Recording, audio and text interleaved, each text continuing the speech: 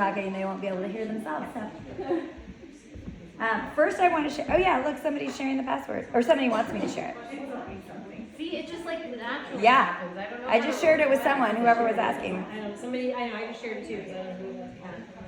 Okay, first of all, I just have to share. You gotta love when you're at a beauty counter outside and you get a text from a client. What does one do when the power is out? They apply a beauty counter mask, of course. And she sent me the picture, but my phone is not letting me open the picture. It hasn't been doing that for like a week. I haven't been able to open pictures. But anyway, that's her in a mask, my friend Christina. I love that. Isn't that so cute? I'm like, oh my God, perfect timing. I'm at an offsite right now.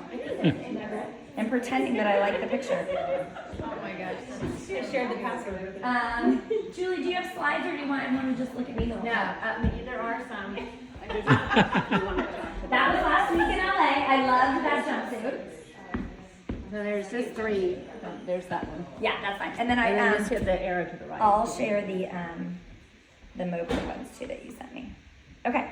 So very loose agenda here, very loose speech, and I didn't have power, so I wasn't able to even pull this stuff up. But anyway, I think everyone knows me here. I'm Aimee, and like Julie said, I'm one of the original consultants. I think my number is like 246 or something. And like Julie, I joined Beauty Counter because of the mission. I was sitting in my backyard with my then 8-year-old son. I don't have a picture up there of him, but and my girlfriend Crystal called me. She was a friend of Greg's, and that's kind of how Beauty Counter got started. Was Greg asked all of her friends to call all their friends and start telling people about this company that she was launching. And Crystal and I had been friends in the city. I'd always been in retail and volunteering and networking and a connector or whatever. So she's like, I gotta tell Aimee about Beauty Counter. So within 5 minutes of her telling me all about how toxic the personal care industry was, I had no idea. I was using Noxema and Neutrogena and that peach scrub, St. Ives. I mean, I was using it all. Rubbing my baby and all the Johnson & Johnson stuff. I think I'd gotten like, what was that, Mustela? Like that fancy baby stuff at a baby shower, but I would just like use that once, like every once in a while. It was special stuff. I should have been using that all along because it was better than Johnson & Johnson at least, still full of fragrance. But anyway, I looked over at my 8-year-old and I'm like, wait a minute, I'm bathing him in formaldehyde and arsenic, and it took us 5 years to get pregnant, and it was always unexplained, and maybe there was some other little factors that could have been beneficial for me to know about, all that time ago. So within 5 minutes, I went from sad to mad to fired up, and said, sign me up. I have no idea. I've never done social selling. I have no idea. You have products? Great. Send them to me. I have no idea what all that is, but what I just learned I have to share.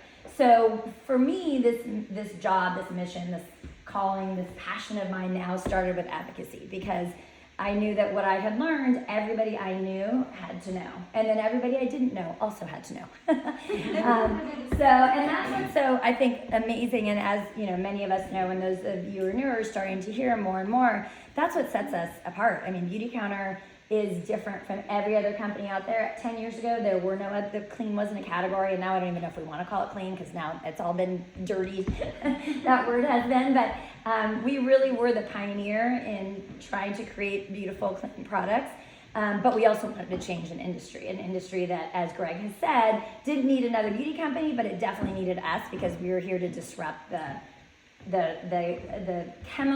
harsh chemical laden industry that really needed to be turned upside down.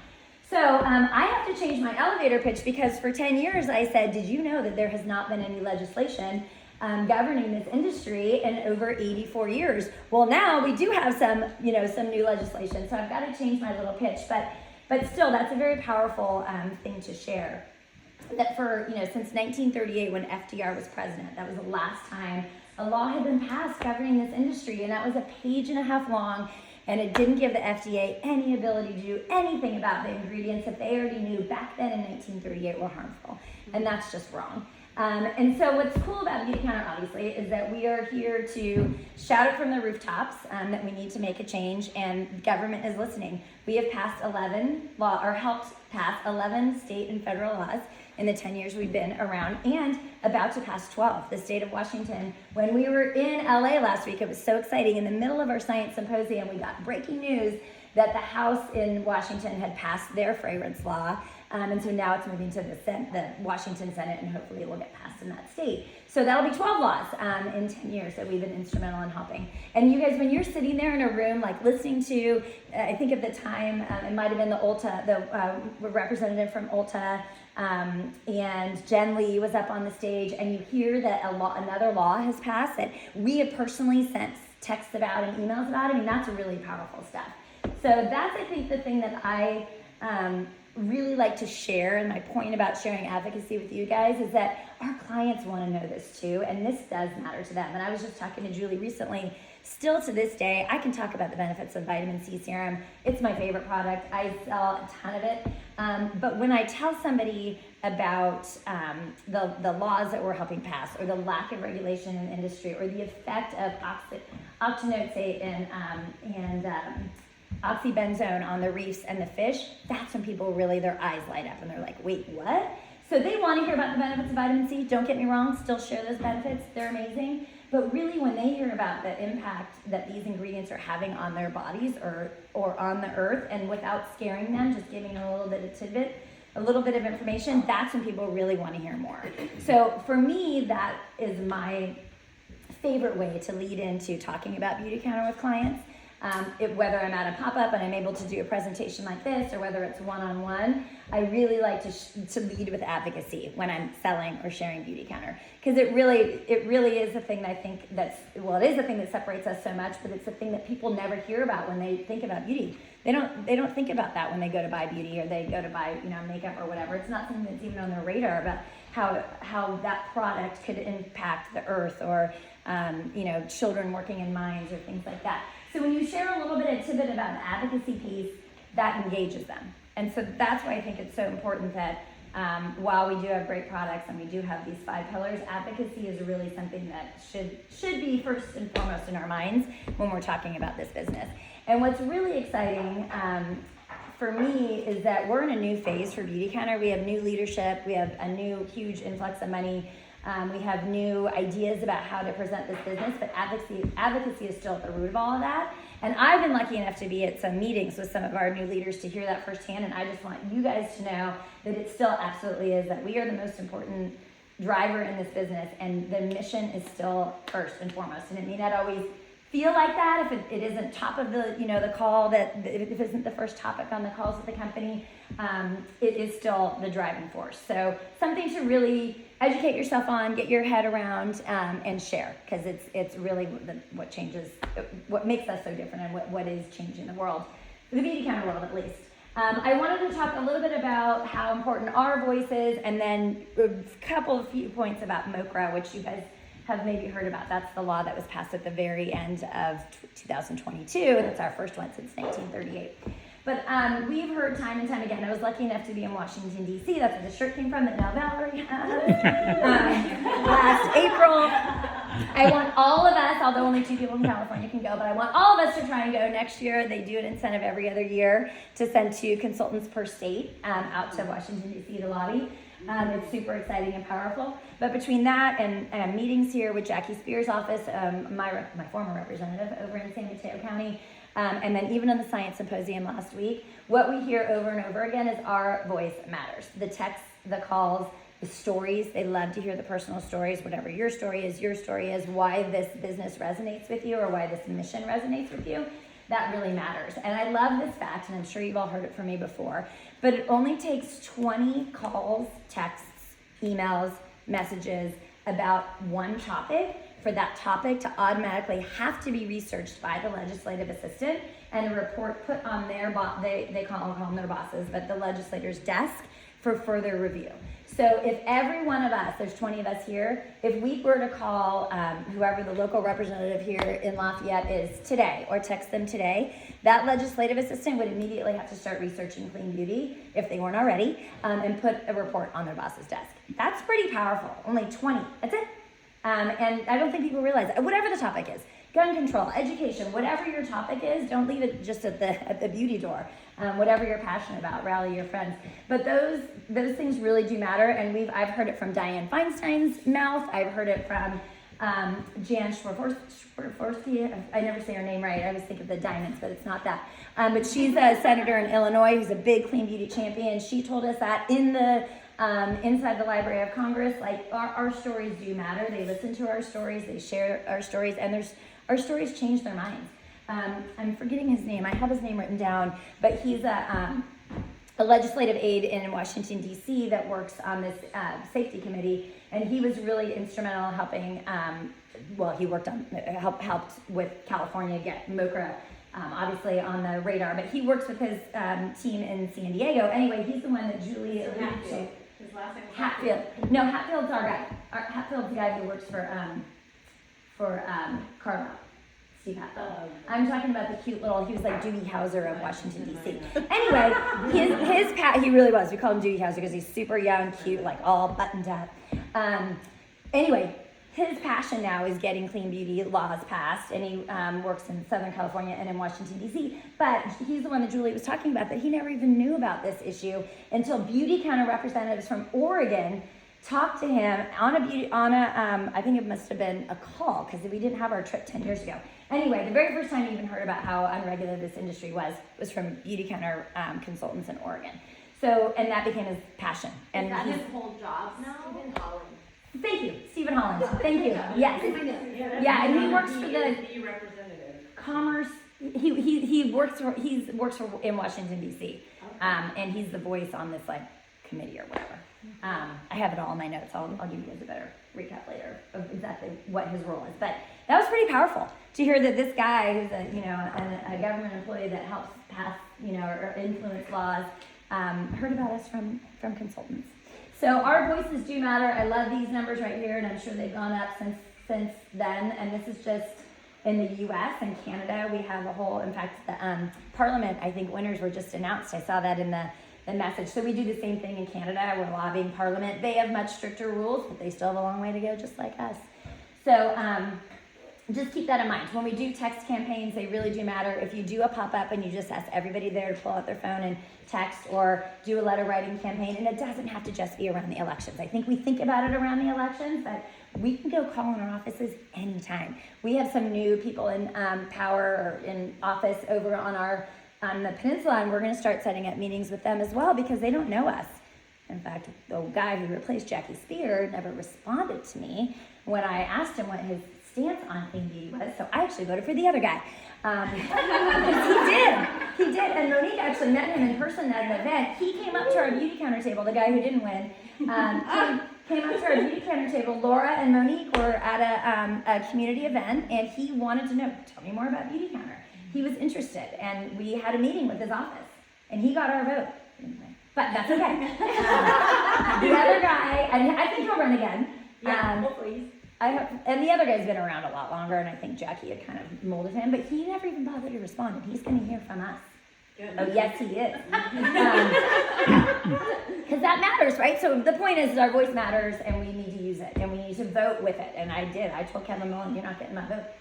Can I tell just one key thing, which goes along exactly with what you said, which he said, ask for a meeting, because if you aren't telling your story, someone else is. Yeah, you might not like their version. Yeah. Right? Because there could be another brand out there or another group of people telling this story that isn't true, but if we're not speaking that, that's the story being told. Yeah, it's so true. Or no stories being told, and so they're not even paying attention to it. Yeah, I love that. So anyway, our voices matter, and I'll just keep saying that over I and have over one again. other quick thing while you figure out where you're at, is, and I heard this on one of the Mission Power Hours, but if you've done the text action, let's say you did it 2 years ago, this year is different. Like, if you've already done it, every year you can be doing it again and again. I mean, when I first joined Beauty Counter 4 years ago, I did it, and I was like, okay, done. But every year there's new people in power, there's new people in government that are just coming, so we have to be telling them again and again. So do it frequently, every 6 months or more frequently even, right? Yeah. Knock down the doors. Yeah. He will get the grief.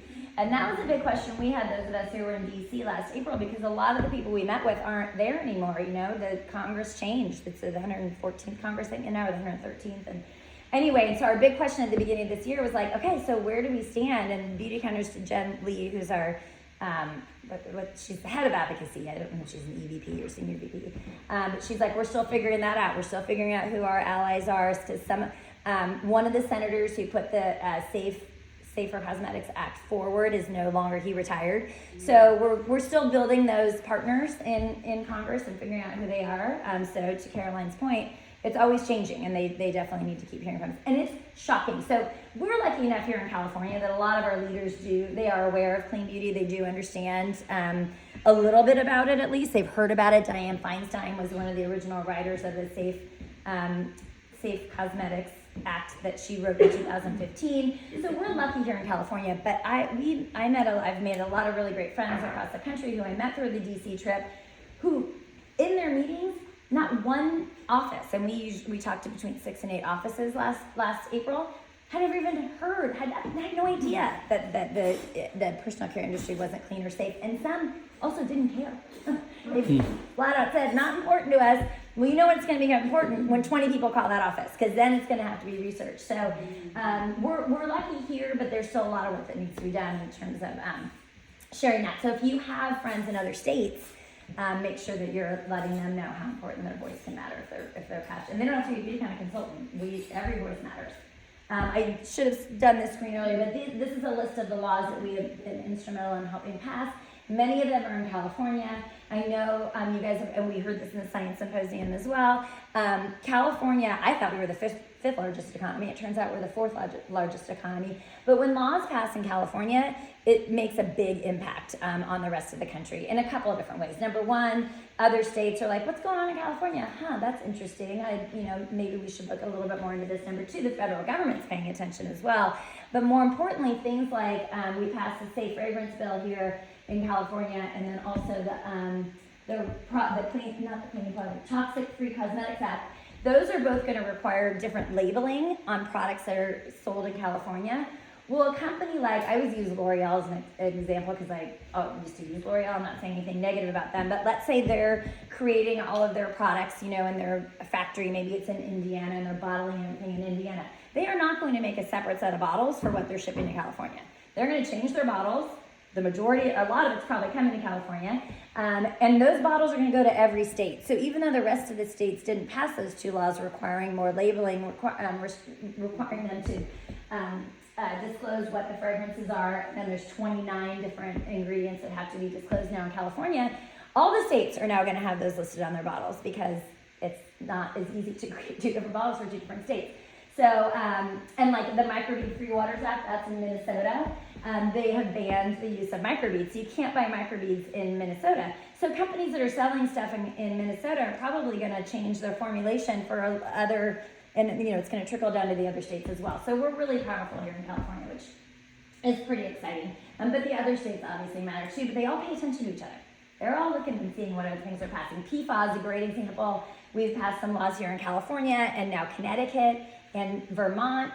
There's like 4 states on the East Coast that now have some PFAS legislation that's being pushed through and lobbied because it made waves here in California as well. So that's how important our voices are. I do want to quickly touch on MOCRA. So that is a piece of, at the very end of 2022, a spending bill was passed. There was a lot of back and forth, and there was some concern that it wasn't going to be passed at the federal level. It was not just our modernization of personal care safety act or something like that. So MOCRA stands for. We were just a small piece of it, and some pieces were taken out at the very last minute to get that spending bill passed. There was a lot of other stuff. There was infrastructure. There was oil lines, whatever. It was a big spending package, but we were a piece of it, which was super exciting. You guys helped. You wrote letters. There was a big campaign in December, a big push to keep that in. And then there was just recently, I'm looking for my phone. Can you tell us what it stands for? So Modernization of Cosmetics Reform Act. Okay, thanks. And so just to give you guys a quick idea of what we heard a little bit at the Science Symposium about what it doesn't do, because we still have a lot of work to do, but a few things that it does do, and I'll just read this because I don't have this memorized yet. The FDA will standardize testing methods for detecting asbestos in talc-containing cosmetics and assess the use of PFAS in cosmetics. So right there in that one sentence, talc and PFAS, 2 really, really, really not amazing ingredients that are in almost everything. are now going to have to be assessed, and products will be tested for the presence of those. We know talc is in powder. I mean, that we all know that. And we have decided to go talc free, even though we know our talc. So talc can be tainted with asbestos. That's why talc isn't good. Most companies don't test for asbestos, so they don't know. We know our products that used to have talc were asbestos free, but in general, we don't know that. Most consumers don't know that. We decided to get rid of it on our own just because it's kind of a dirty little secret in the industry. But even though we know talc can be laced with asbestos, companies can still sell it because the FDA's hands were tied to pull any products that had it. They could just say, oh, you shouldn't be doing that, but we can't do anything. Now they can. So that's exciting. And then PFAS are plastic, little tiny plastic particles that are basic in everything. They're called the forever chemical because they never go away. 98% of all Americans have PFAS present in their blood, including newborn babies, because it's passed on through the bloodstream in utero. So PFAS are a big thing that are going to be a huge focus. We need to get rid of. They're in everything. They're not just in personal care products. But now this MOCRA is going to require the FDA to start assessing the use of it. Not banning it yet, but assessing the use of it. And that's a big step. The FDA must establish, oops, someone wants me to share a password. The FDA must establish good manufacturing practice regulations consistent with national and international standards. That's good. They should have been doing that all along. MOCRA gives the FDA mandatory recall authority if it determines that a product is harmful. This is huge, you guys. So that law that was written in 1938, like I said, the FDA couldn't do anything about it. They had a list of 11, then they upped it to 30 ingredients that they knew were harmful, but they could just say, you shouldn't be using formaldehyde, but we can't do anything else except for tell you that. So now they can recall, which is huge. So this is what we learned in the Science Symposium, though. The downside, what MOCRA is missing, is a big funding piece. So while they can recall, that costs money. And so the next step, or some of the work, just to give you guys an idea of what work still needs to be done, the next step is to really ensure that we build more funding into these things that the FDA can now do, because it costs money to do it. We want them to do it. We've given them permission, but it's expensive. So they will now be going to appropriations committees. The FDA will asking for money to do some of this stuff, and we hope that appropriations will give them money. So that's kind of a next step with MOCRA, is to ensure that we give them more funding to do all the things that they can now do. Let's see. Cosmetic product labels must properly identify fragrance allergens. That's huge. Right now, fragrance, there's over 3,000 different ingredients that can create the fragrance in your products. And right now, fragrance is allowed to be an ingredient. That's going away. So now companies, as you can imagine, didn't want this because they had their special secret sauce, their proprietary blend of flavors that made it Chanel No. 5 or made it whatever it is. So they didn't want to disclose that. They also didn't want to disclose it because they knew some of it wasn't so good for us. So that's huge that now that will have to be disclosed. And California passed that law last year. And then MOCRA gives the FDA the authority to suspend a facility if it determines that a product manufactured by that facility has caused serious adverse health consequences. So just a lot more regulation, which is what we needed, and that's what we've been fighting for. So you guys should all feel very proud that your voice, you're getting products into the hands of everyone, whether you sell $100 a month or $1,000 a month. That has all led to these kind of laws happening, and if beauty counter didn't exist, I guarantee you this stuff would not be in writing right now, it would not be happening. So you should feel really proud, and like I said at the very beginning, I love to use that as a way to introduce beauty counter to people, because it really does.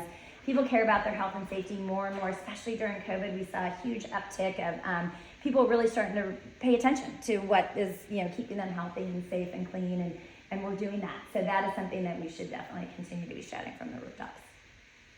Awesome. Did you want me to cover anything else now? I do want to just highlight another big part of that Science Symposium. You might have said this because I wasn't in the room, because we talked about equity and beauty. No, I did not mention that. So equity and beauty, just talking about how there is an unfavorable amount of ingredients that are directly targeted to, whether it's people of color, whether it's people of, say, for example, hair straighteners is a horrible, typically a horrible product. There's typically a lot of carcinogens that are sold in these products.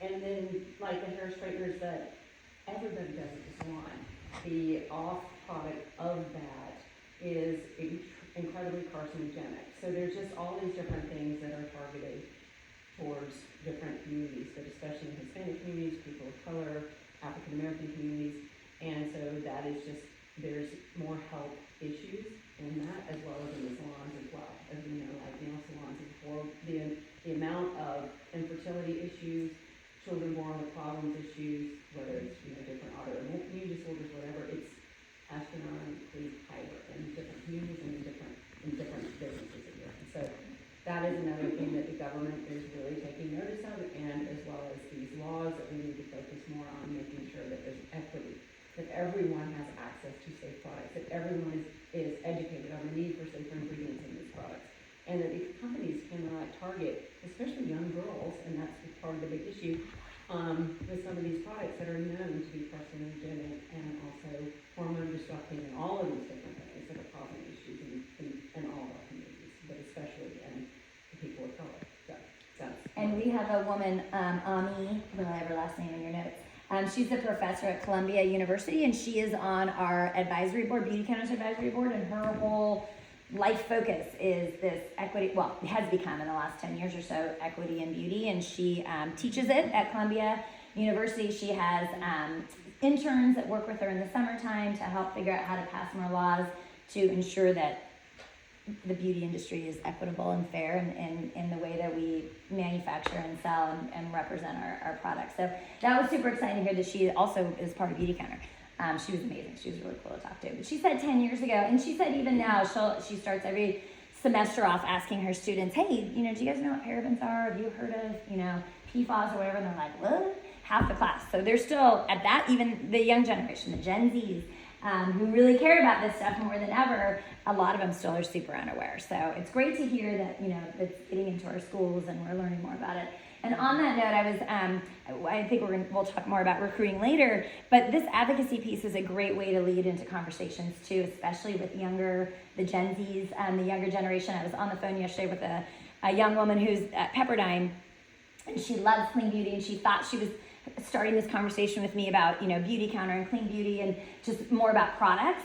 And we started talking about advocacy, and then all of a sudden she was even more fired up to get involved. So it really does light something in a lot of people, even if they're not, well, because of course we don't want to judge anyone and assume what means, the most to them. But even if they don't seem to be someone that's into advocacy or whatever, this stuff resonates, and it really lit more of a fire under her too. So use it in your conversations about getting people, involved in our movement as well.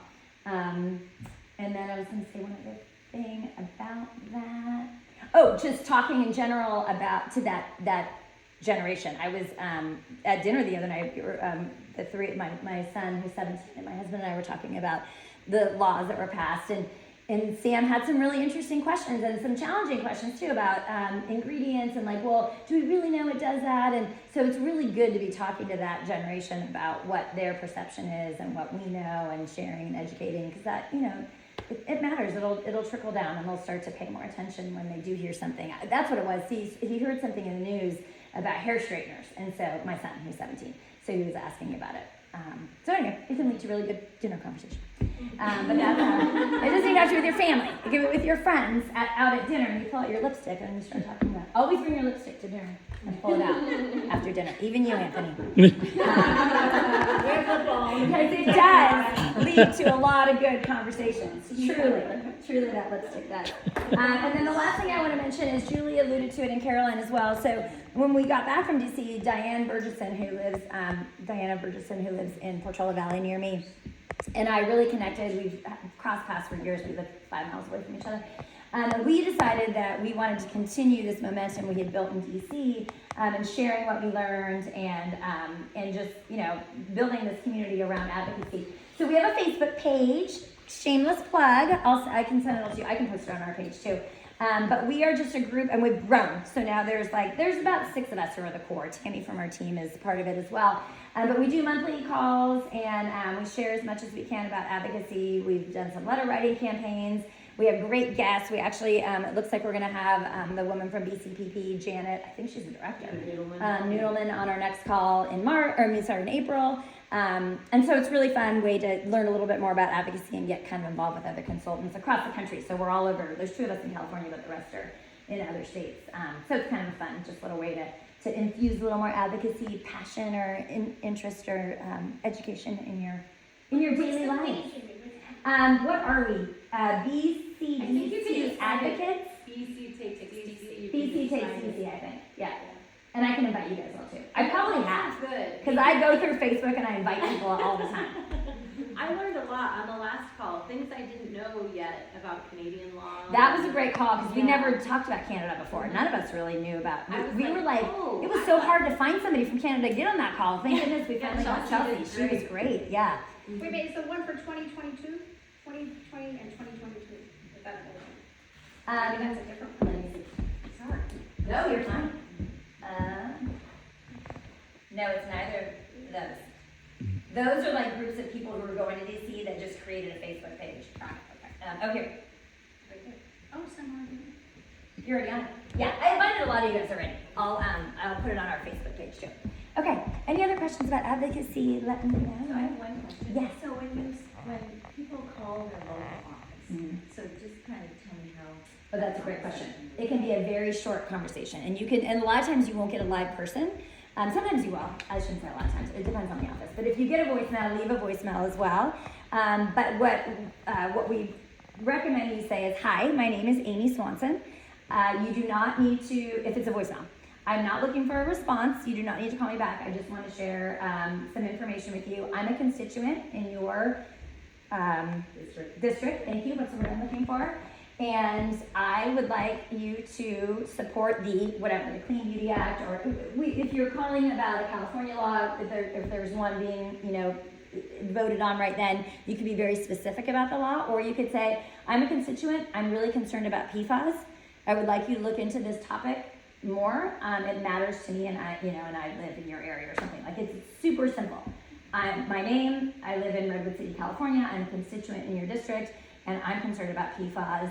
If you do want to respond, you can say, I would love to hear what your take is on as an office, or you don't need to call me back. I would just like this issue to be elevated in our area. If there's a specific law, then I would mention the law. You could call, and that's your locals, and then you can also call like your 2 state senators and talk about MOCRA. Congratulations on passing MOCRA. I know there's more work to be done. I don't want us to slow down on this. Please continue to look into how we can give more money to the FDA to be able to test, and they need more funding or whatever. Super simple, I never make anything simple, so I say way more words than you need to. But name, where you're from, that you're a constituent, and what your issue is. And then there's sample letters. If you Google, write a letter to my senator, there are millions of sample letters on the internet that you can just literally plug and play. And what's cool about our text campaign is they actually get a letter. So when you text, they don't just get a text that says Better Beauty. They're like, I wonder what that means. It actually triggers a letter that goes to the office, and then you should receive a response within 24 hours from that office saying, thank you so much, we received your inquiry. So that's a really good question, but you can keep it super simple. Just name, location, and what your topic is that you want them to look Each of the into. corporates coming out now they're working on the local and the meetings that are happening and all that. We haven't done anything yet, but I know that that's coming too. We used to have, I still have some at home, and I'll take a picture and post it on our Facebook page, but there was a postcard campaign, and on the back it had 2 sentences of what you can say to, and these are postcards that you just mail, but that would be a really easy template to follow as well.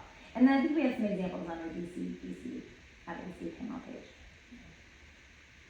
And while I've got it, I just want to plug too, I got my email to Ridge Hike. So Breast Cancer Prevention Partners has 2 hikes per year. One's on Mount Sam, the other one is here in Danville. So this one is coming up. You can sign up, you can get a team, whatever. It's April 30th, Saturday. It was actually a beauty care consultant not on our team who actually really pushed and started this Danville hike. And this one is really big and really well organized now. So if you want to look at that or get the QR code, feel free. Saturday, April 30th? Yeah. Sunday. I was gonna say, I think Sunday is the 29th. Okay, Sunday start time, and there's different instances, all of this, so. We don't, our team doesn't participate as the beauty counter or the beauty counter table there, because I forgot the name. Anyway, this gal does it, but it's great to support it. I love Breast Cancer Prevention Partners, and I've got a call with them this week to try to come up with some other ideas.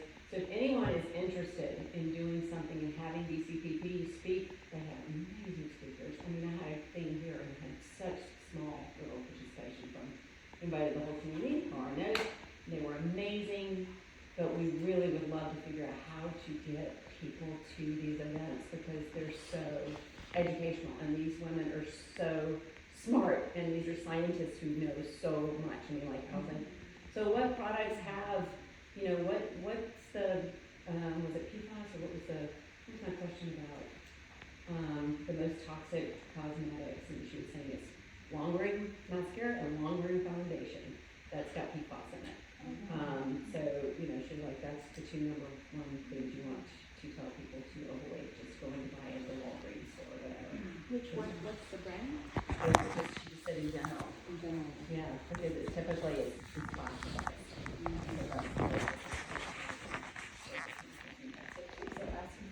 You know, it just makes it last and last and last. So, L'Oreal mascara or that, you know, whatever that's long wearing, long lasting makeup. And isn't, long wearing, lip stuff really bad? It can be, you know. And you're eating it. And you're eating And you're it. kissing people and passing it on. Yeah. But then it does hurt, yeah.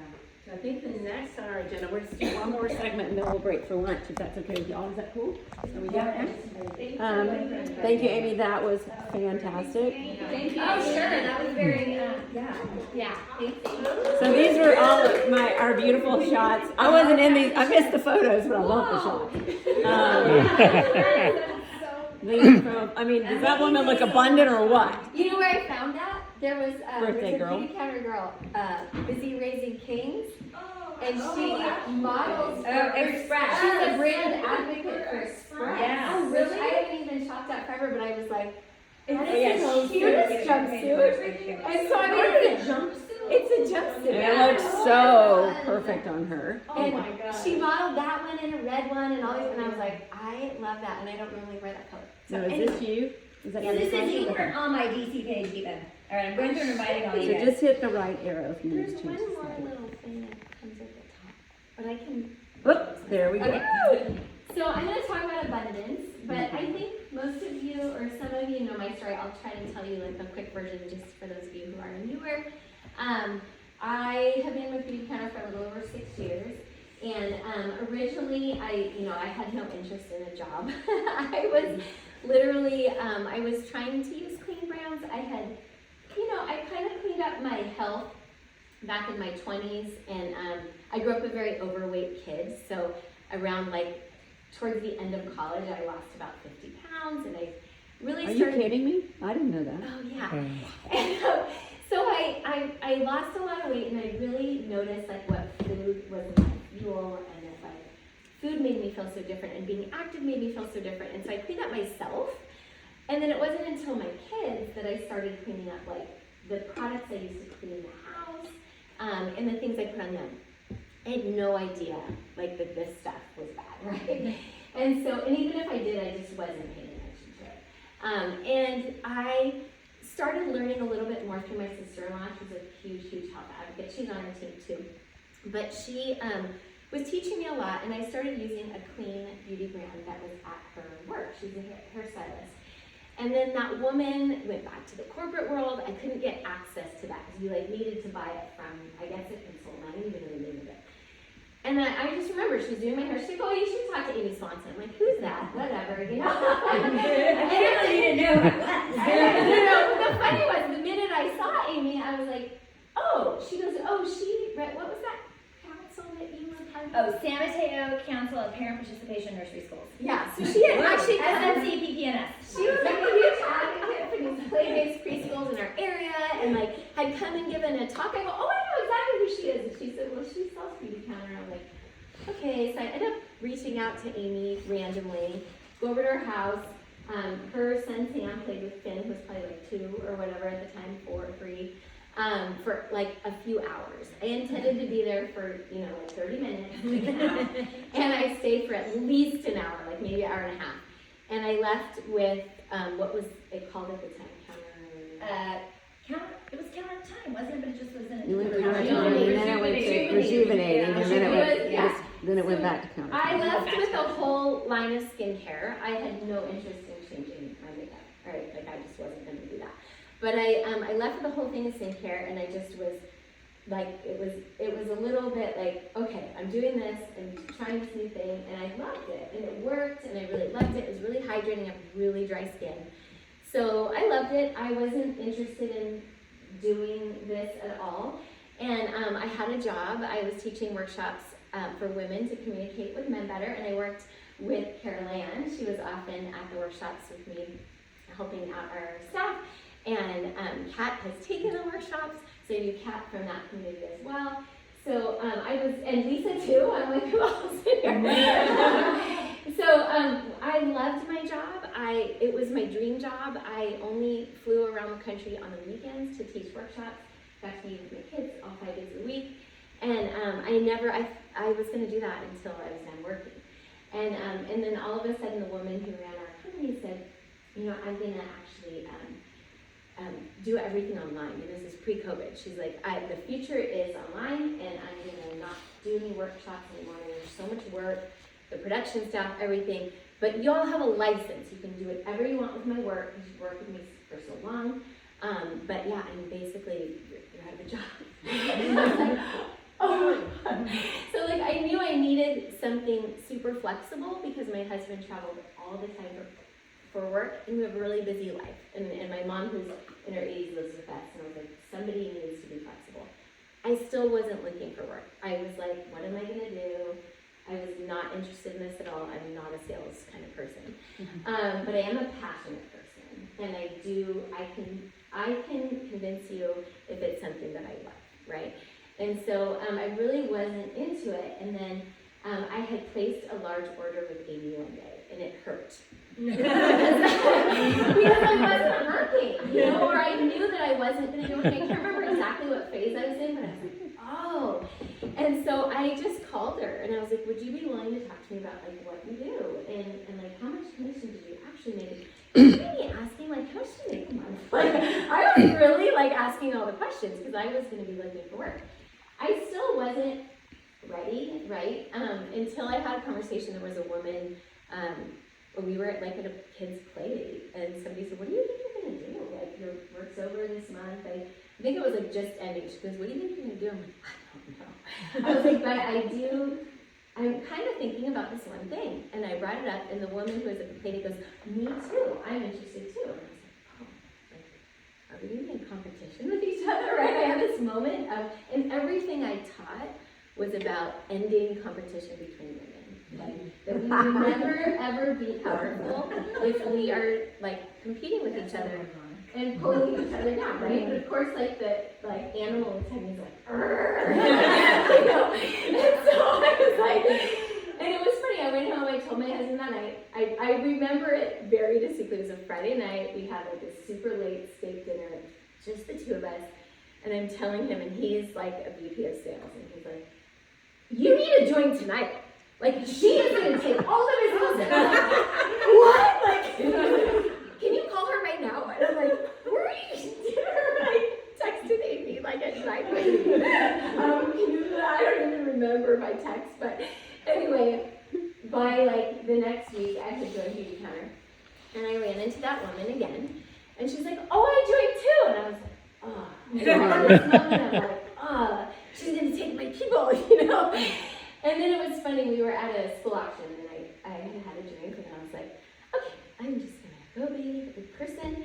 And I went up and I said, hey, let's commit to like not competing with each other. Let's commit to empowering each other and like knowing that we might invite some people, but we'll let them choose. And she was like, yeah, totally, whatever. And so we've had this awesome thing ever since. Like, I know there's certain people who are really loyal to her, there's people who are loyal to me, but over time she hasn't done her business as much, and some people have come over to me, but there were 4 of us. Then Laura was also in my daughter's class, and then there's Jody, who was in my older daughter's class. So there were 4 Beauty Counter consultants in one school of 300 people, and let me tell you, we did not hit everybody at all. Like, so never worry that like there's gonna be somebody next to you who's taking on your business because honestly, there's so much work. There's so much to do.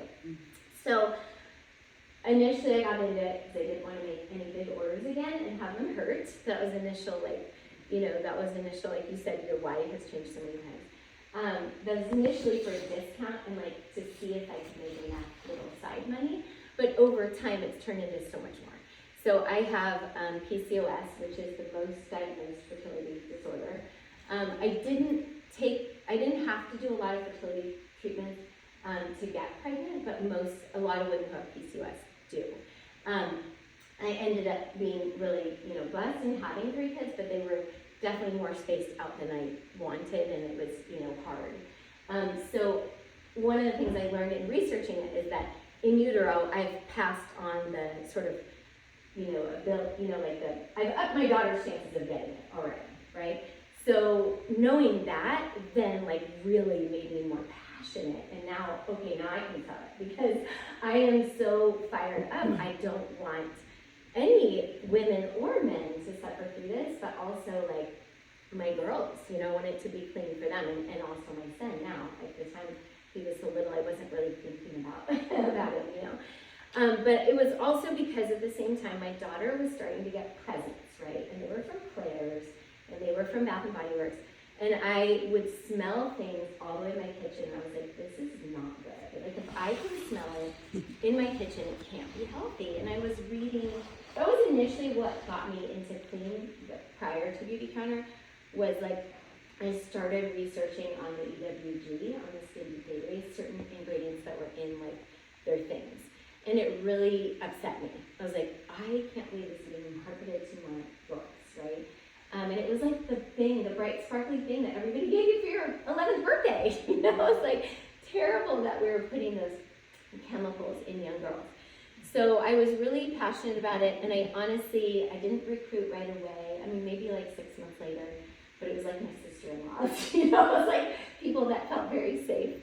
But over time, I just become so passionate about so many different pieces, like the advocacy piece. Like, I hate politics. You guys absolutely hate it. But if it's something that affects everybody that I can really care about, we've met in Jackie Spear's office. I actually pulled my oldest out when she was in 8th grade. She's 17 now. To go talk to Jackie Spear, and they asked, I think somebody's like, do you want to say anything? And she started talking, and I was like, whoa, like she's been listening. Like, I didn't even know she could speak so confidently. And she like actually said, hey, I have asthma, and once I started using Beauty Counter, my mom started making the changes. Now when I even get like 3 stores away from Bath and Body Works, I feel my breath change. Like, I can actually feel my airways feel different. And it's like, oh my gosh, she had never even told me that. And here she's like talking to our representative. I'm like, wow, this is so cool. So now I have so many other reasons, right? And then I've had friends unfortunately get sick during my time at Beauty Counter. And luckily they're still here with us, but I've had like really serious, horrible, sicknesses. So, and you guys, I don't know if you saw this. This is not anything to do with my talk, but yesterday I saw in the news that there's like 4 baseball players from the Phillies that have had brain tumors because they think it's from the PFAS in the turf. So, and they're researching it, and the researchers and the medical doctors say, we cannot say this is affiliated at all. But it is 4 on the same team. Like they're older. Is it like one specific turf or just turf on all? It's all of them. It's the soccer players also. There are also some women's soccer teams who are like really fighting because they're all getting this really weird strain of cancer from playing on turf their whole life. It's ground up tires. It is 100%. That's what our toxic. playgrounds had too. I remember when we did our playgrounds in Belmont when I was at Park and Rec Commission. We used tires. Oh my God, I'm so disgusted with myself. She didn't know. Oh, they are. We didn't. My son. But now we know better. Yeah. Yes, that's the sad thing is now they know. They know it's toxic. And Right. when your kids come home and their shoes are full of that stuff Oh, I and they're falling down in it, they're just inhaling it. know. Thank goodness my career ends in high school. It used to just bum me out so badly when my daughters When played he soccer. dumps it on the floor in the kitchen, it really bums me out. Yeah. Well, I saw there is actually a movement to remove it from playing fields. So like there is a big movement in baseball and to go back to grass. It's being So- fought tooth and nail. Yeah, that's something to call about. If you've got kids who play sports like that, call your local offices and say, That's Well, and it. have What them are you in their doing about team, turf? right? That might be 20 people right there. Have them in their team. Like all call, right? at the Text, end of season party. whatever. Yeah. You got everyone's attention. Yeah. So I would say like, yeah. And I think what's nice about when we work at Beauty Counter, like, and we listen to all these stories, we kind of gain our backbone, right? For like being able to walk into any situation and have a story.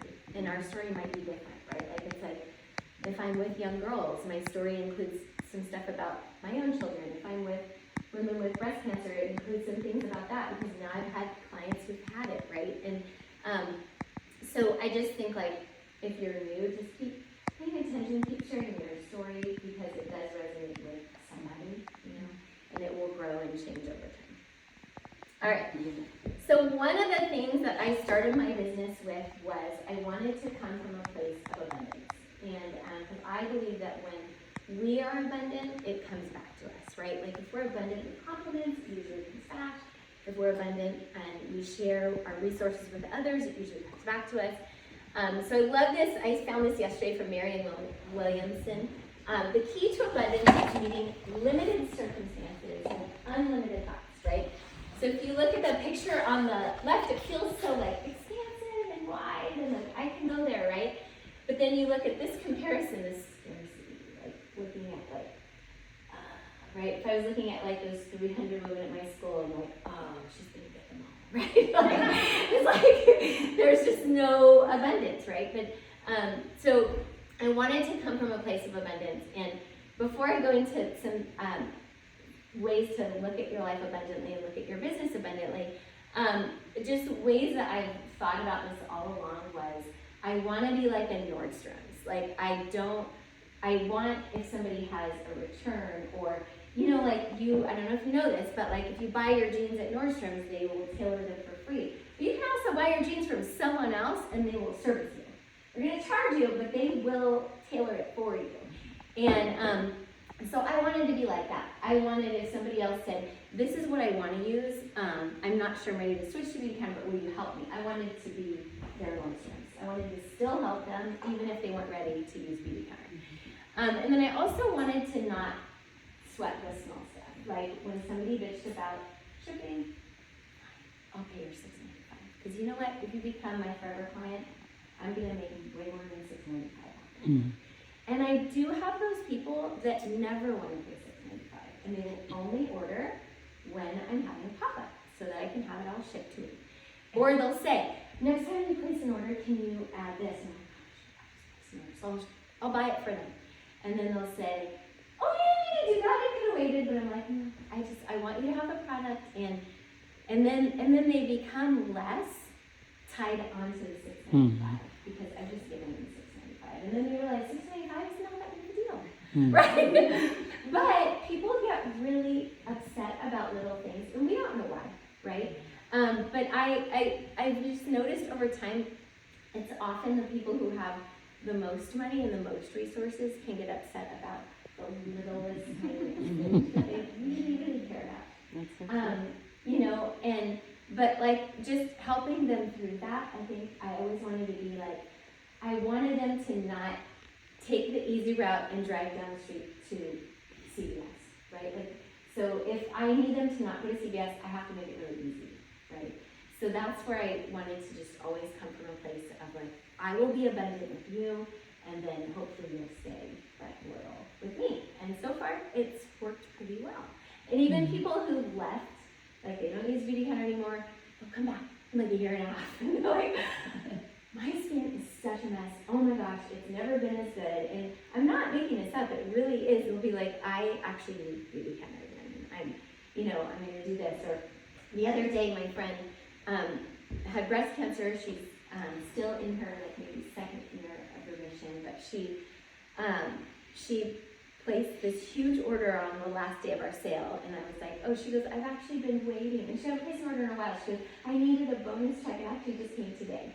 I was like, I didn't know that about her. She didn't seem like somebody who needed a bonus check, but she did, like, you know, she has a son about to go to college, another one who's in college. It's like, that $400 she spent is a lot of money, you know, extra, right?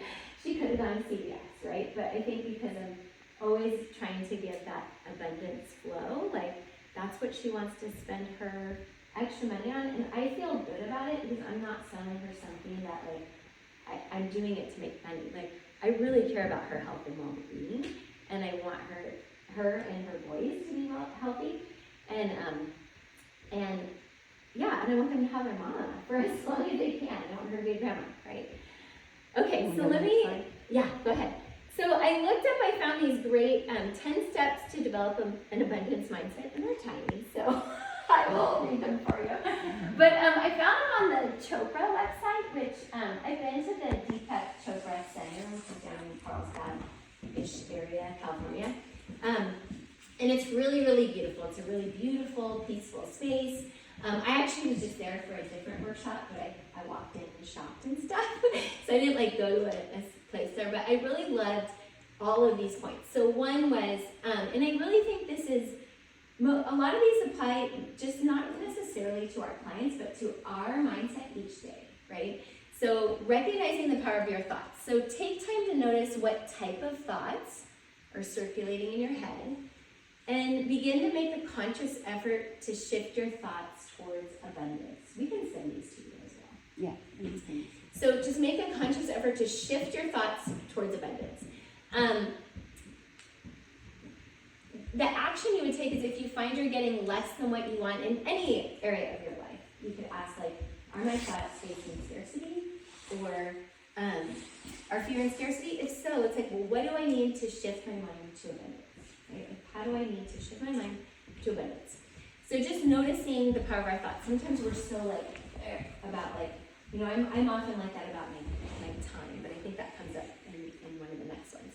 But just noticing when you're in that place of, like, being with that woman at my school, like, she's gonna get everybody, and my husband validating it basically, like, she's gonna get everybody. You need to do it right now. Stop eating your steak. It doesn't matter if it's Friday. Like, she'll have everybody by tomorrow, right? Like, our whole society is like taught us to be competitive, right? So The best part about her is that very first lead we went to, shortly thereafter, she hung out with us the whole time. She's like, can I hang out with you guys? yeah, we were. Can I learn from you and feed off you? We were like, sure. Yeah, it was great. We were very abundant with our sharing. We were. Her and her leader. They hung out with us the whole time. Their team kind of wasn't there, right? Yeah. All right, so number 2, practice gratitude. So practicing gratitude is honestly one of the most powerful tools for just creating that abundance and the happiness mindset. It's like a mindset shift, right? According to Oprah Winfrey, if you look at what you have in life, you will always have more. But if you're looking for what you don't have, you'll never have enough, right? But if you're looking at what you have, in the same way Tony Robbins quoted saying, when you're grateful, fear just disappears and abundance appears, right? So a couple things is, one idea is always to keep a gratitude journal. A lot of people do that. They keep a gratitude journal, they write down like 10 things they're grateful for each day. And it can be really basic. It can be like, I had a bed to sleep in last night. There was heat. Today I have a walk, you know, today I have heat. Today I have a blow dryer, whatever it is. Like, if you're a journaling kind of person, I'm gonna get up the second my kids, about 5 minutes before they actually start needing me, and I don't journal. I wish I did, but I don't. So for me, it's like, maybe when I'm laying in my bed right before I get up, it's like, okay, what are 3 things I'm grateful for right now before I get up? Or half the time that doesn't really happen, so it's in the shower. What are 3 things I'm grateful for? Or a lot of times it's just with my kids at night. But then I'm trying to teach them the gratitude. So it shifts your mindset like that. Like my oldest daughter, my middle daughter can be such a downer sometimes. She's just a real thinker, and she's really sensitive. So she can be really down sometimes, and I'm just like, okay, what are 3 great things that happened today? It is so fast how quick it shifts everything, right? It shifts the energy in the room. I used to have to do this with my mother-in-law. We were like, she used to drive me crazy, and I would like think like, okay, what's great about it? What's great about it? Honestly, I barely see what I used to see. Because like when I arrive at her house and I'm thinking about what's great about her, she's a different person too, right? So it's like just a great life practice to be in anyway. I But it do it can with my often kids via text every day in school. So they're in college now, so I send them my 3, and then they send me their 3 every day. That's awesome. I love And that. it's really helped just everybody's attitudes shift in a very different way. Well, and sometimes you don't know if you don't ask probably like what they were grateful for, right? Because you're not seeing them every day, right? Yeah. Which is cool. So it's just a great practice to be in. Believe the sky's the limit. So the enemy of abundance is focusing like intently on one little thing. Like you want that one little thing to happen. But instead of that one little thing to happen, like what is that larger, bigger things that are going to happen? So I don't know if you guys ever saw that Harvard study with the invisible gorilla. Did you guys see that one? It's people, you guys should look it up, the Harvard study, the invisible gorilla. So I'm going to ruin it for you right now. So maybe you should look it up, but you should play it for somebody else, like a friend or family. But you can still watch it and see if you see it. So it's a video, and it tells you to count how many, it's like 6 people walking, they keep walking in a circle, throwing a basketball. And it's like, count how many times the people in the white shirts pass the ball. But as the people with the white shirts are walking, there's like people with the darker shirt going this way. So you're really like counting the ball. Well, in the middle of this study, this person in a giant gorilla costume comes in and goes like this and walks out. And the first time you see the video, you don't see it. You literally don't see this giant black costume come in and go like this. But like once you know it's there, once you're focusing on the bigger picture, you see it. But when you're counting the ball, you don't see it at all. It's like amazing, right? So it's just like having that broader mindset of like, what are the bigger picture, right? So if we're so focused on like, we want to get that person on our team, we want to get them, we know they're going to be good. But instead, like, listening for like, what are all the other possibilities for them? Maybe like they're a great client for a while, like maybe we're just a great friend and like we really want to spend time with them and we know this would be great for them, but they don't see it yet.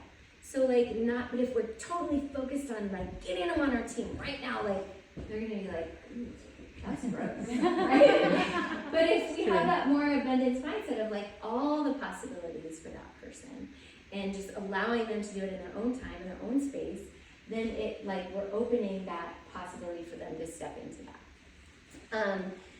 So some of the ways that you can have that sky's the limit is breath work. Like Valerie, did you notice? Like I feel like we all had energy, but it was like a grounded energy after we did the breath work, right? So like if you have a meditation practice or intention setting, even just a couple minutes of quiet by yourself, wherever, maybe it's inside, maybe it's outside, just a few minutes alone really helps with deep breathing, helps us have this sky's the limit mentality. But when we're like waking up and we go, then it's like hard to think that way, right? But as soon as we take a few minutes, I do that sometimes. I'm like carboning, and then I just like come and sit in my driveway because I'm like I just need a couple minutes, and it's okay. Like I'm so much better if I go in and I've had a couple minutes, right? Can I just interject one thing? Yeah. So I recently stepped down from a leadership position in my networking group, and what I have noticed, it's been so good for me, that one good thing I've noticed is that my days are actually longer. Because I've been so like cramming in so much stuff, it's like, this is insane. Yeah. And so my days are actually longer, and I'm so grateful. Because, you know, we're just zipping through life, it's like, that's not the way it should be. Yeah. So, I love that. Does anybody else have a great practice that you do that gives you that sky is the limit? Expansiveness? 15-minute power naps. Good. Are you like an afternoon person? Like 11. Cool. I'm on the 3 o'clock. 3 o'clock is that. Cool. Anybody else? I'll take a walk. Just sometimes getting outside where the sky is the limit, can get you out of, because I can get really focused on projects, and so just getting outside and just breathing and walking for 5 minutes or 10 minutes can shift perspective. Yeah, similar to that, just being in nature, like going for a little hike or just being in the woods. That's good. Yeah, I notice some of my best ideas come when I'm on a walk, not listening to music, just like walking a dog. All right, so cultivate and share your passions and purpose. So foster belief in yourself by taking stock of what you are great at and love to do. And then just like authentically and confidently share your gifts by serving those that you think you could benefit the most. So whatever it is, like, like I might not, like Amy's this great advocacy, like role model, right? I'm building that, right? I'm building that backbone. So that might be the first thing I'm sharing. It is part of what I'm sharing, but like really sharing what feels really authentic and passionate for me. Which often is like sharing with other moms, right? But now I'm building over the years, like the backbone to share with other, all kinds of different communities, right? Breaking out of just sharing with parents, right? So the action would be take action to share your unique value with the world. So it could be like especially if you're new, or maybe you're just shifting your focus with Beauty Counter, and you want people to know what you do. It could be sharing an email or a text with friends. Here's what's so fun about what I do, or here's why I love this. Or sharing something on social media. If you do social media, obviously you don't need to, but sometimes it's a nice reminder for others of why you do what you do, right? But just, I think, sharing your passions in life in general, it helps build connection with people. So even if you're sharing your love of yoga or something, right? You end up building those connections, and as you're building those connections, then you find other ways that you have things in common with people, and they begin to trust you because they know more about you, right? So I think when we know more about people, we become more, it's kind of like that, oh yeah, I really like their vibe or their energy or whatever. All right, so this one, 5, develop mastery experiences. So mastery experiences refer to experience we gain when we take on a new challenge and we succeed, right? So for example, if you get 1% better at something each day, like it doesn't feel like a lot, and at the end of the year, you're 365% better. And I remember something you said to us on a call. You were like, I think it was Miriam, Lisa, and I, and you said, done is better than perfect. And I've been literally, that's like in my pocket every day. Because I'm busy. I'm like leading this insane traveling life right now, and I'm like, I don't have time to do everything perfect or even well. But I did it, right? It's done. It's better than perfect. That's how I run my life. Yeah. That's why I get so much done. But there might be a typo. Or 2 and 5. I'm the same way. The B minus is better than A. B minus is fine.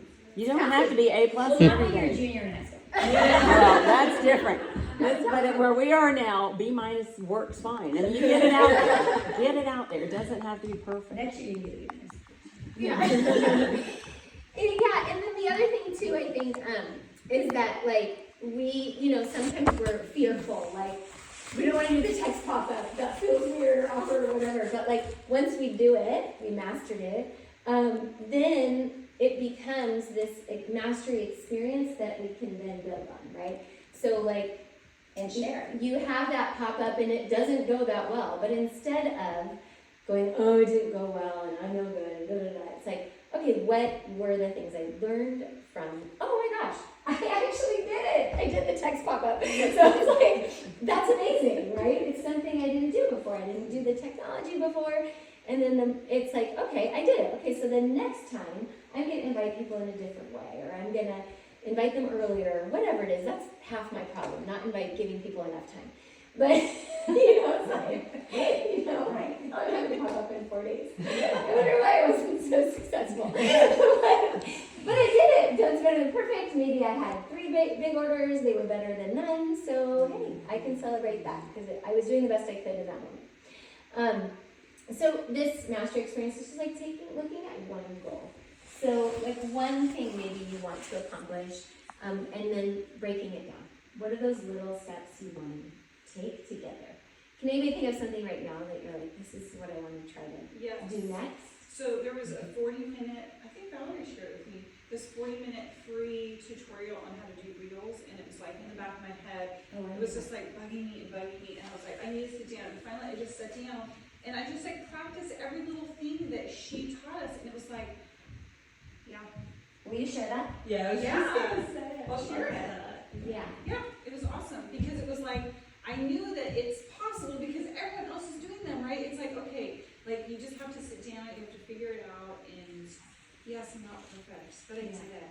Yeah. And they're silly, but, right? But that's where everyone's watching. But it's like just taking that time, sitting, like, okay, there's something I want to do, I'm gonna take the time, Yeah. do it, learn, Yeah, right? and learn. And there's so much more to learn, but you just have to like take those steps, like, Yeah. baby steps. Yeah, I still do stuff with my stories. I post it and then I'm all done. I'm like, I forgot music. Oh, it's always so much better when there's music. Oh well, that was all the time I had today. You know, so, oh, well.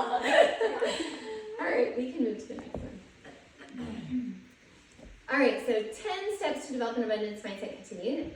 Pick your words wisely. So the language that we use, as well as what we tell ourselves and others, does kind of shape our reality. So are we telling stories of scarcity? Are we telling stories of abundance? My very common one is, I don't have any time.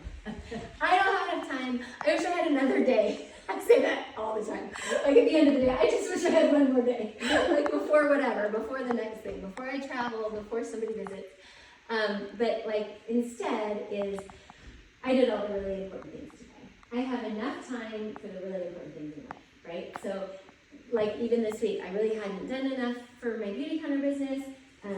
Those of you who are on my team know that I sent out the February numbers and celebrations on March 14th yesterday, because it's been an insane couple weeks for me. Like I've traveled like crazy, but I like sat down at Pete's Coffee and I was like, okay, like I have time for all the things I really love, which for the last 14 days have been with my children. So okay, now I have a minute. I'm doing beauty counter. And actually just going ahead and celebrating others and putting gratitude out totally shifted my mindset and got me doing a lot more yesterday. Like it just shifted me right out of, this month's crazy, I don't have enough time, I don't have time for anything. It was like just putting good and gratitude out in the world was like immediate, like totally better place already by like noon yesterday, right? So just like picking those words wisely and noticing, like even when you say it to someone else, oh, I'm gonna reshift that, I'm gonna reframe that. That wasn't how I want to talk about it in the world. And I had a friend who would say that when we taught workshops, we would be like, oh my gosh, I have so much to do before the doors open. And she would always say, Susan, you have an abundance of time. And I'd be like, I have an abundance of time. She was just like, she would say that. She goes, even when I have no time at all, and I'm totally late, I just tell myself, you have an abundance of time to get there. She goes, because the telling yourself you're late actually isn't helping you at all. Now you show up crazy, whereas if you just drive at the same speed limit, whether you're, and you're telling yourself I have an abundance of time, you're a different person, right? So even, like, either way. All right, 7, building beyond the growth mindset. So a concept of a growth mindset was first developed by the psychologist Carol Dweck. And she said, in a growth mindset, people believe their most basic abilities can be developed through dedication and hard work.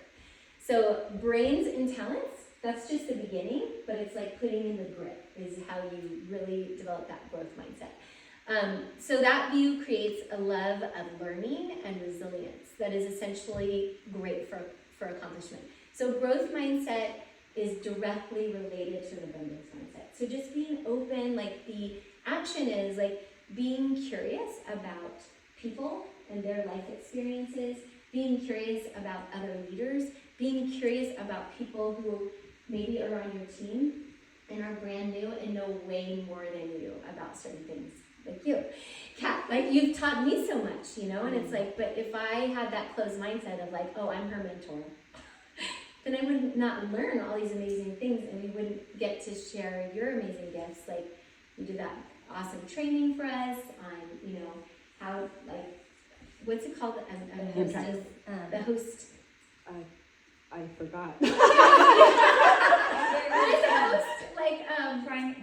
It's kind of priming the host, but it's But it ha- gathering. Gathering. Yeah, Art art gathering. Art gathering, which I've never heard of, right? But like having is like, oh, there's so much more for me to learn, right? There's so much more for me to learn. And then, and to be honest, since you've taught that, I've had those moments where like, oh my gosh, I did not do that at all. Right before an event, I'm like, okay, but I did a little bit of it, right? Like you have to shift your focus from like, I'm not doing it perfect. I'm not doing the art of gathering, you know, but it's like instead like, but I did a little bit of it, right? Like having that growth mindset, like I am learning, I am growing, right? But always being open to learning, you know, from others and learning from my clients. Like some of them know more than us. Like a lot of them actually know way more than us. But instead of trying to like over talk them, like be open to like really learning from them, because they might be a guest speaker at your event where your clients can learn from somebody that is like it's like third party advocate, right? It's like instead of hearing from you all the time. And then I always tell my kids this: be interested, not interesting.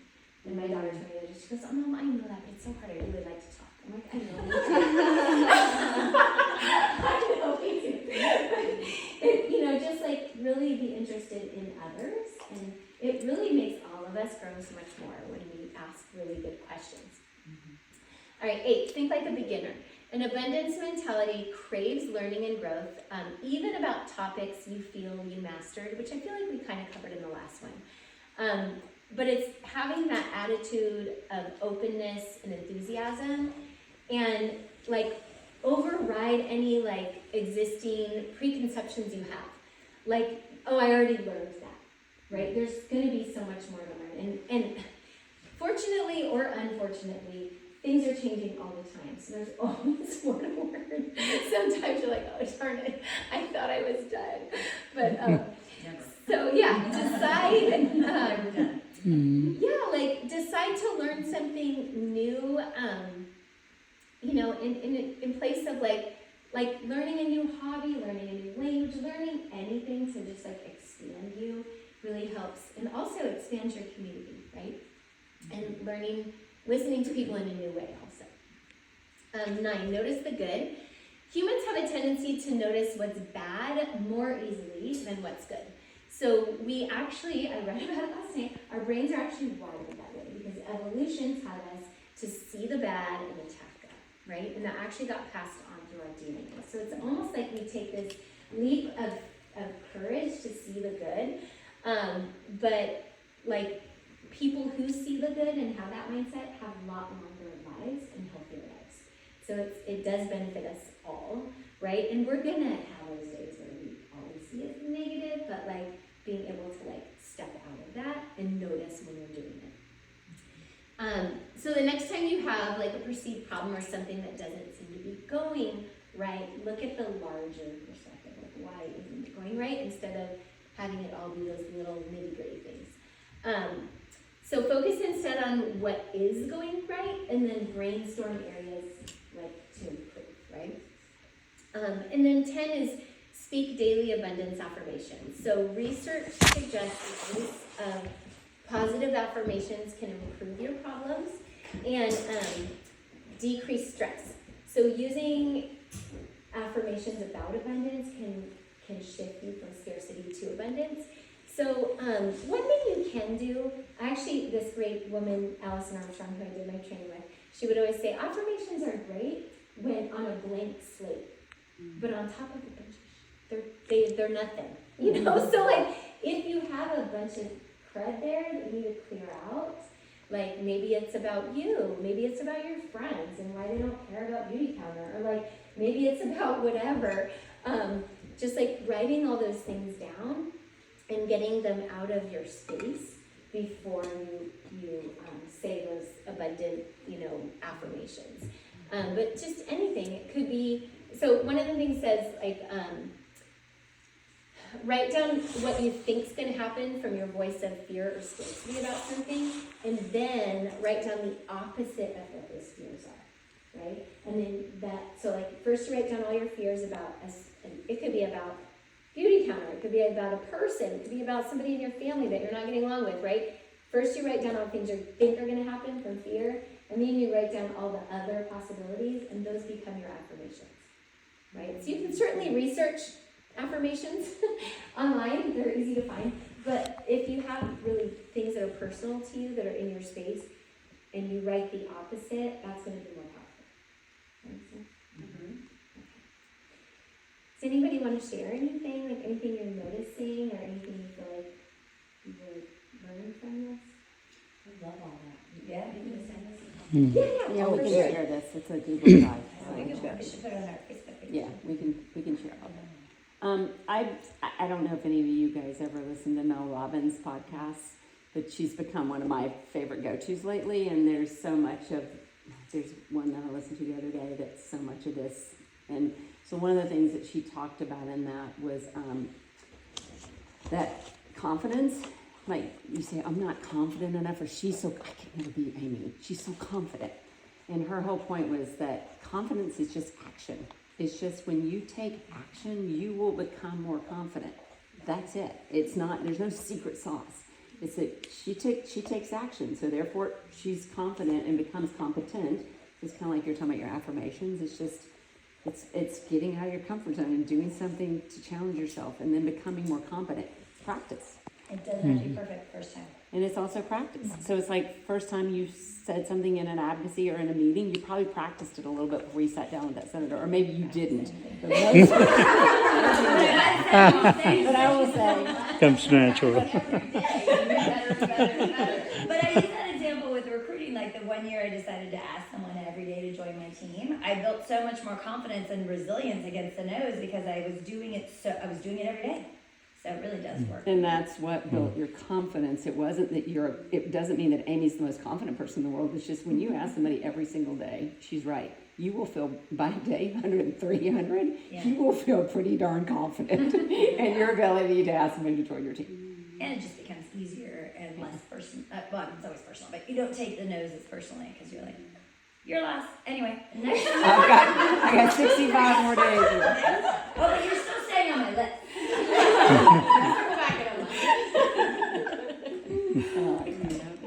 I like the action. So that's what I've been really trying to think about. Because I mean, there's some things that you feel confident in, and then there's others. It's all situational, and I think you all know what I mean. There's sometimes you feel really confident, and then I get around my high school friends, and I turn back into this quiet little.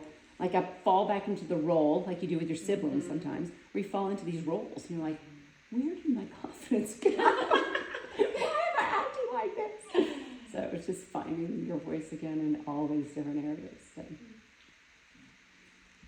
And I love how you tied it into Aimee, because that whole like practice makes the mastery, right? And it takes away that. I mean, the first time I asked somebody to join, it was like a new text, and it was super long and ridiculous, right? But now it's like just something that's like when somebody's, oh, you should totally do this with me. Like it's so not a big deal, right? Because I've done it enough, and like I feel really comfortable. Because now there's the mastery and the confidence behind it. Did you? You know, when you were saying write things down from fear, sometimes like I don't even have time to write, so I just box Susan and I say, hey, la la la, all these things about this client, I'm scared about this, and then after that, like, it's out, and then I can be with that client or something. So. And you know what you do that's really good, and so does Laura?